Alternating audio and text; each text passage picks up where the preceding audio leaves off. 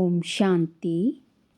आज 17 दिसंबर 2025। आज के ईश्वरीय महावाक्यों में हमारे परम पिता परमात्मा शिव कहते हैं, मीठे बच्चे, तुम्हें मनसा वाचा कर्मणा बहुत बहुत खुशी में रहना है। सबको खुश करना है, किसी को भी दुख नहीं देना है। तुम्हें मनसा वाचा कर्मणा बहुत बहुत खुशी में रहना है। सबको खुश करना है, किसी को भी दुख नहीं देना है। ये जो है ज्ञान मार्ग की जो है सबसे पहली धारणा है कि हमें किसी को जो है दुख नहीं देना है, ना दुख लेना है, ना किसी को दुख देना है। सबको सुख देना है और स्वयं भी सुखी रहना है। जब हम ऐसा करेंगे तो ऑटोमेटिकली स्वतः ही खुशी में रहेंगे और दूसरों को भी खुशी स्वतः ही मिलती जाएगी। फिर प्रश्न है, डबल अहिंसक बनने वाले बच्चों को कौन सा ध्यान रखना है? उत्तर है, ध्यान रखना है कि ऐसी कोई वाचा मुख से ना निकले जिससे किसी को भी दुख हो, क्योंकि वाचा से दुख देना भी हिंसा है। हम देवता बनने वाले हैं, इसलिए चलन बहुत रॉयल हो, खान पान ना बहुत ऊंचा ना नीचा हो। सबसे पहले डबल अहिंसक कौन होते हैं?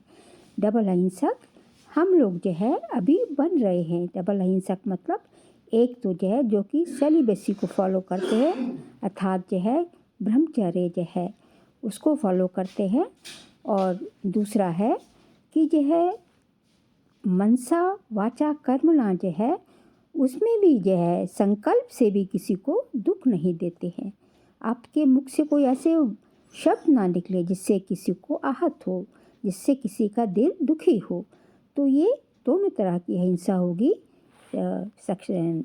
स्थूल में भी और सूक्ष्म में भी। तो ये जो है डबल अहिंसक वाले जो बनने वाले बच्चे जो है उनके मुख से कुछ भी ऐसे नहीं निकलेगा जिससे किसी को दुख हो।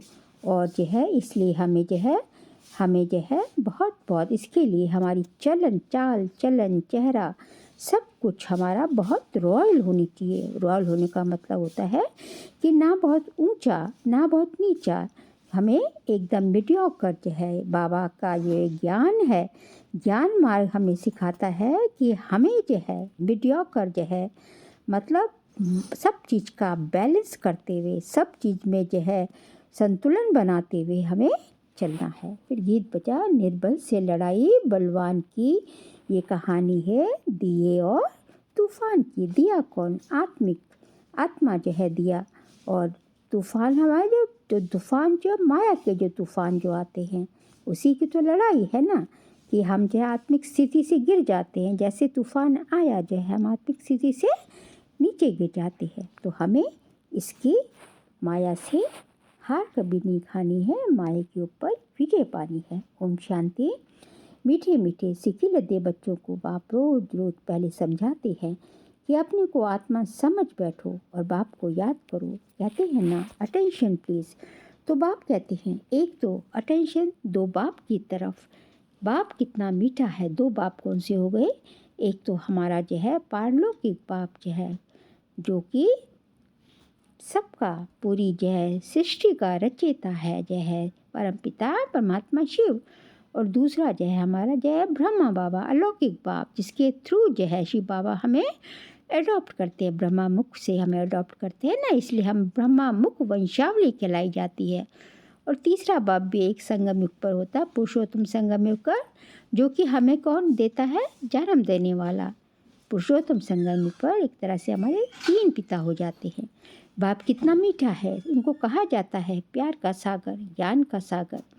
तो तुमको भी प्यारा बनना चाहिए। मनसा वाचा कर्मणा, हर बात में तुमको खुशी रहनी चाहिए, कोई को भी दुख नहीं देना है। बाप भी किसी को दुख नहीं करते हैं, बाप भी किसी को दुखी नहीं करते हैं। बाप आए ही हैं सुखी करने।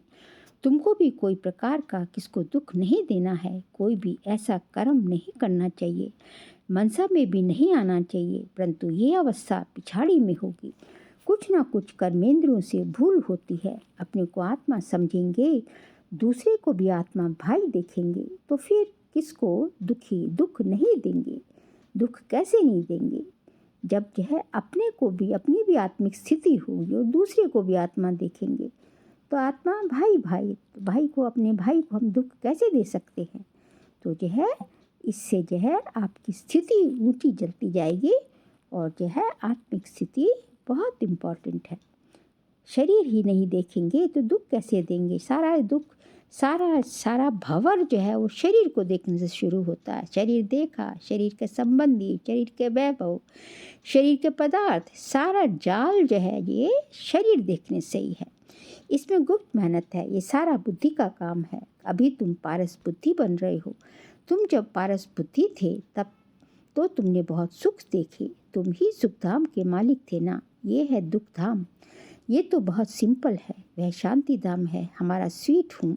फिर वहाँ से पाठ बजाने आए हैं। दुख का पाठ बहुत समय बजाया, अब सुख धाम में चलना है। इसलिए एक दो को भाई भाई समझना है। आत्मा आत्मा को दुख नहीं दे सकती। अपने को आत्मा समझ, आत्मा से बात कर रहे हैं। आत्मा ही तख्त पर विराजमान है। कौन से तख्त पर? प्रकृति के तख्त पर। ये भी शिव बाबा का रथ है ना। बच्चियाँ कहती हैं हम शिव बाबा के रथ को श्रृंगारते हैं, शिव बाबा के रथ को खिलाते हैं तो शिव बाबा ही याद रहता है। वह है ही कल्याणकारी बाप। कहते हैं मैं 5 तत्वों का भी कल्याण करता हूँ। वहाँ कोई भी चीज़ कभी तकलीफ नहीं देती। कहाँ? सतयुग में, क्योंकि सब जैसा तो प्रधान है। यहाँ तो कभी तूफान, कभी ठंडी, कभी क्या होता रहता है। वहाँ तो सदैव बाहरी मौसम रहता है। दुख का नाम नहीं, वह है ही सदैव, वह है ही हेवन। पाप आए हैं तुमको हेवन का मालिक बनाने। ऊंचते ऊंच भगवान है, ऊंचते ऊंच बाप, ऊंचते ऊंच सुप्रीम टीचर भी है, तो जरूर ऊंचते ऊंच ही बनाएंगे ना। तुम ये लक्ष्मी नारायण थे ना, ये सब बातें भूल गए हो। ये बाप ही बैठ समझाते हैं। ऋषि मुनियों आदि से भी पूछते थे आप रचयिता और रचना को जानते हो, तो नीति नीति कह देते थे। जबकि उनके पास ही ज्ञान नहीं था तो फिर परंपरा से कैसे चल सकता है। आप कहते हैं ये ज्ञान मैं अभी ही देता हूँ, तुम्हारी सदगति हो गई फिर ज्ञान की दरकार नहीं, दुर्गति होती ही नहीं। सतयुग को कहा जाता है सदगति, यहाँ है दुर्गति। परंतु ये भी किसको पता नहीं कि हम दुर्गति में हैं। बाप के लिए गाया जाता है लिबरेटर, गाइड, खिवैया। विषय सागर से सबकी नैया पार करते हैं, उसको कहते हैं क्षीर सागर। विष्णु को क्षीर सागर में दिखाते हैं। ये सब है भक्ति मार्ग का गायन। बड़ा बड़ा तालाब है जिसमें विष्णु का बड़ा चित्र दिखाते हैं। बाप समझाते हैं तुमने ही सारे विश्व पर राज्य किया, अनेक बार हार खाई और जीत पाई है। बाप कहते हैं काम महाशत्रु है, उन पर जीत पाने से तुम जगत जीत बनेंगे। तो खुशी से बनना चाहिए ना। भल गृहस्थ व्यवहार में, प्रवृत्ति मार्ग में रहो, परंतु कमल फूल समान पवित्र रहो। अभी तुम कांटों से फूल बन रहे हो। समझ में आता है ये है फॉरेस्ट ऑफ थॉर्न्स, कांटों का जंगल। एक दो को कितना तंग करते हैं, मार देते हैं। बाप मीठी मीठी बच्चों को कहते हैं तुम सबकी अब वानप्रस्थ अवस्था है। वानप्रस्थ अवस्था मतलब वाणी से परे जाने की अवस्था, मतलब शांति धाम में जाने की अवस्था। छोटे बड़े सबकी वानप्रस्थ अवस्था है। तुम वाणी से परे जाने के लिए पढ़ते हो ना। तुमको अभी सद्गुरु मिला है, वह तो वानप्रस्थ में तुमको ले ही जाएंगे। ये है यूनिवर्सिटी। भगवान वाच है ना, मैं तुमको राजयोग सिखलाकर राजाओं का राजा बनाता हूँ। जो पूज्य राजाएं थी वही फिर पुजारी राजाएं बनते हैं। तो बाप कहते हैं बच्चे अच्छी रीति पुरुषार्थ करो,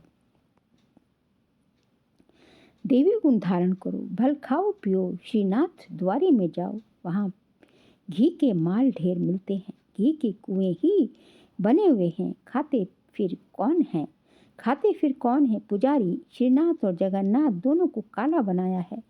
जगन्नाथ के मंदिर में देवताओं के गंदे चित्र हैं। वहाँ चावल का हांडा बनाते हैं, वह पक जाने से 4 भाग हो जाते हैं। सिर्फ चावल का ही भोग लगता है, क्योंकि अभी साधारण है ना। इस तरफ गरीब और उस तरफ साहूकार।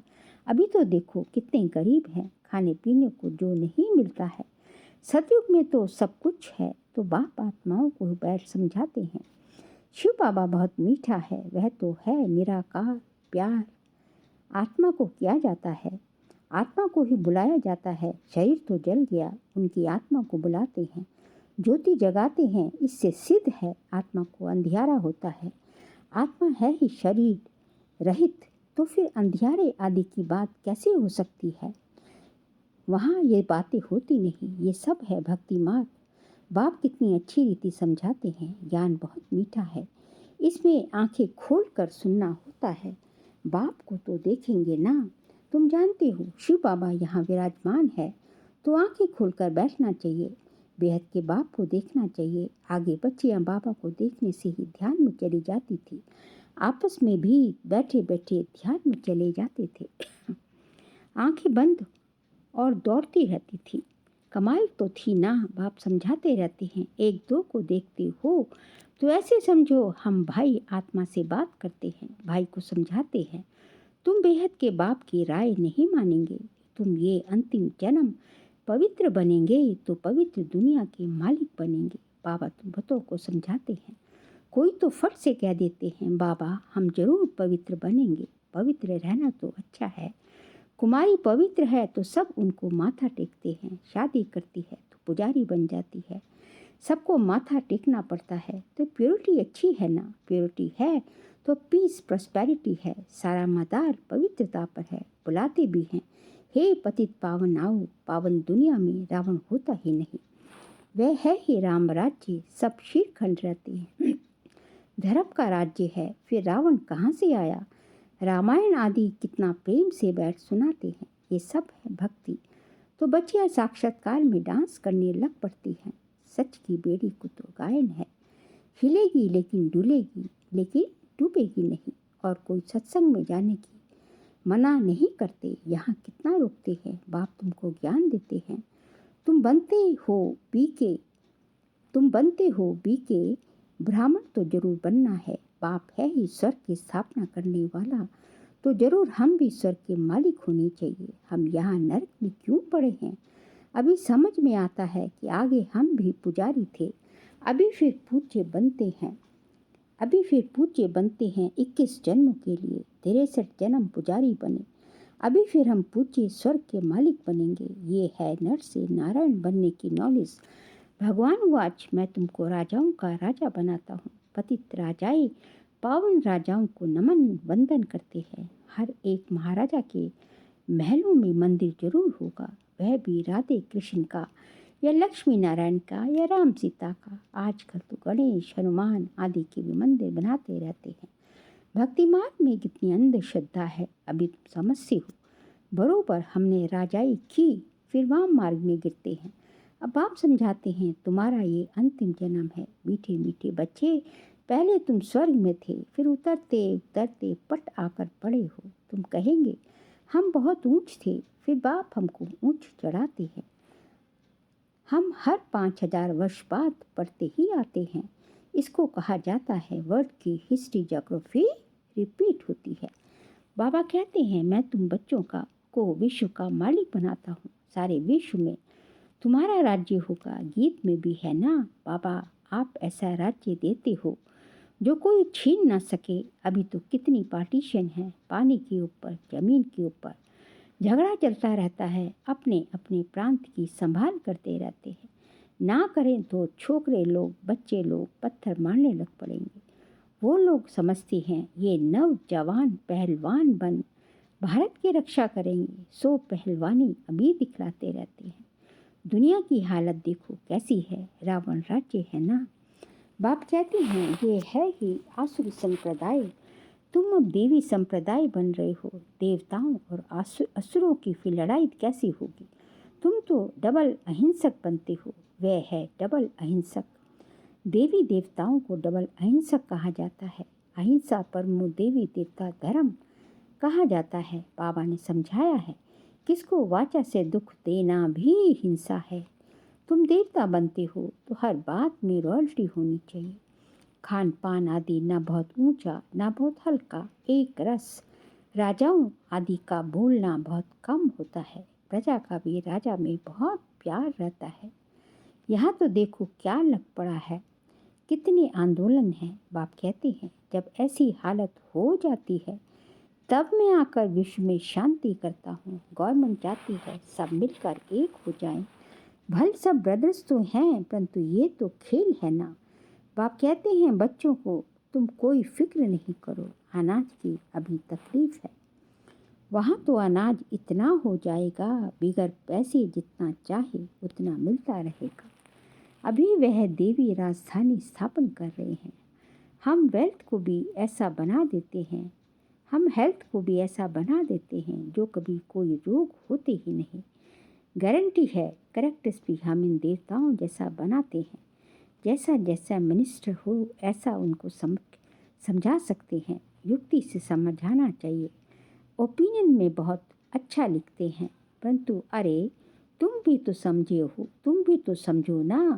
बाबा कहते हैं ओपिनियन तो सब बहुत अच्छा लिखते हैं, लेकिन तुम भी तो कुछ समझो।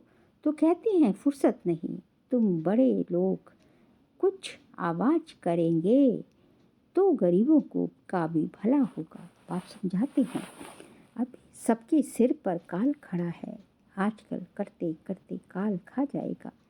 तुम कुंभकर्ण मिसल बन पड़े हो। बच्चों को समझाने में बहुत मज़ा भी आता है। बाबा ने ही ये चित्र आदि बनवाए हैं। दादा को थोड़ी ही ये ज्ञान था। तुमको वर्षा लौकिक और पारलौकिक बाप से मिलता है, अलौकिक बाप से वर्षा नहीं मिलता। शिव बाबा ब्रह्मा बाबा से कोई वर्षा नहीं मिलता। ये तो दलाल है, इनका वर्षा नहीं है। प्रजापिता ब्रह्मा को याद नहीं करना है। मेरे से तो तुमको कुछ भी नहीं मिलता है। मैं भी पढ़ता हूँ, वर्षा है ही एक हद का, दूसरा बेहद के बाप का। प्रजापिता ब्रह्मा क्या वर्षा देंगे? बाप कहते हैं माँ में कम याद करो, ये तो रथ है ना। रथ को तो याद नहीं करना है, ऊंच ते ऊंच भगवान कहा जाता है। बाप आत्माओं को बैर समझाते हैं। आत्मा ही सब कुछ करती है, एक काल छोड़ दूसरा लेती है। जैसे सर्प का मिसाल है ना। भ्रमरियाँ भी तुम हो, ज्ञान की भूभू करती हो। ज्ञान सुनाते सुनाते तुम किसी को भी विश्व का मालिक बना सकते हो। बाप जो तुम्हें विश्व का मालिक बनाते हैं, ऐसे बाप को क्यों नहीं याद करेंगे? अब बाप आया हुआ है तो वर्षा क्यों नहीं लेना चाहिए? ऐसे क्यों कहते हैं कि फुर्सत नहीं मिलती? अच्छे अच्छे बच्चे तो सेकंड में समझ जाते हैं। बाबा ने समझाया है मनुष्य लक्ष्मी की पूजा करते हैं। अब लक्ष्मी से क्या मिलता है और अम्बा से क्या मिलता है? लक्ष्मी तो है स्वर्ग की देवी, उनसे पैसे की भीख मांगते हैं। अम्बा तो विश्व का मालिक बनाती है, सब कामनाएं पूरी कर देती है। श्रीमत द्वारा सब कामनाएं पूरी हो जाती हैं। अच्छा, मीठे मीठे सिकिलती बच्चों प्रति माता पिता बाप दादा का याद प्यार और गुड मॉर्निंग। रूहानी बाप की रूहानी बच्चों को नमस्ते। हम रूहानी बच्चों की रूहानी बाप दादा को नमस्ते नमस्ते, गुड मॉर्निंग। शुक्रिया बाबा, शुक्रिया। सार के लिए पॉइंट्स है, इन कर्मेंद्रियों से तो कोई भूल ना हो, इसके लिए मैं आत्मा हूँ। ये स्मृति पक्की कर ली है। शरीर को नहीं देखना है, एक बाप की तरफ अटेंशन देना है। सेकंड पॉइंट, अभी वानप्रस्थ अवस्था है, इसलिए वाणी से परे जाने का पुरुषार्थ करना है। पवित्र जरूर बनना है, बुद्धि में रहे सच की नैया हिलेगी डूबेगी नहीं, इसलिए विघ्नों से घबराना नहीं है। आज का बाबा का वरदान है, ड्रामा की नॉलेज से अचल स्थिति बनाने वाले प्रकृति व माया जीत भव। ड्रामा की नॉलेज से अचल स्थिति बनाने वाले प्रकृति व माया जीत भव। प्रकृति व माया द्वारा कैसा भी पेपर आए, लेकिन जरा भी हलचल ना हो। ये क्या, ये क्यों, ये क्वेश्चन भी उठा, जरा भी कोई समस्या वार करने वाली बन गई तो फेल हो जाएंगे। इसलिए कुछ भी हो, लेकिन अंदर से ये आवाज़ निकले कि वाह मीठा ड्रामा, वाह हाय क्या हुआ, ये संकल्प भी ना आए।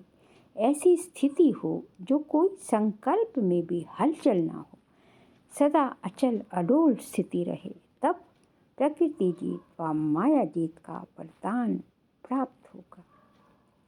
स्लोगन, खुशखबरी सुनाकर खुशी दिलाना यही सबसे श्रेष्ठ कर्तव्य है।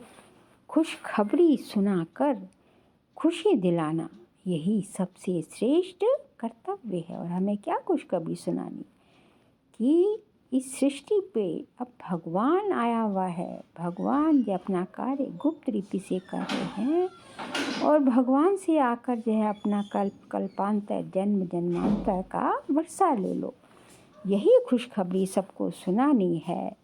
तो यही सबसे जो सबको खुशी दिलानी है, यही सबसे श्रेष्ठ कर्तव्य है। दिसंबर मास का व्यक्तिशार्य का सब्जेक्ट है अब संपन्न व कर्मातीत बनने की धुन लगाओ। आज का पॉइंट है महारथियों का पुरुषार्थ अभी विशेष इसी अभ्यास का है। अभी अभी कर्मयोगी, अभी अभी कर्मातीत स्टेज। पुरानी दुनिया में, पुराने अंतिम शरीर में किसी भी प्रकार की व्याधि अपनी श्रेष्ठ स्थिति को हलचल में ना लाए। स्वचिंतन, ज्ञान चिंतन, शुभ चिंतन, स्वचिंतन, ज्ञान चिंतन और शुभ चिंतक बनने का चिंतन ही चले, तब कहेंगे कर्मातीत स्थिति। इसलिए महारथियों का पुरुषार्थ क्या होगा कि अभी अभी कर्म कर रहे हैं, कर्म करते हुए कर्म योगी, और अभी अभी जय कर्म से अभी अभी कर्मातीत स्टेज मतलब अपनी आत्मिक स्थिति में जो है, और किसी भी प्रकार की हलचल ना हो, कोई भी व्याधि हो, बीमारी हो शरीर की, लेकिन उसमें भी कोई हलचल ना हो, स्वचिंतन हो, ज्ञान चिंतन हो और सबके लिए शुभ चिंतक बने, तब कहेंगे हमारी कर्मातीत स्थिति।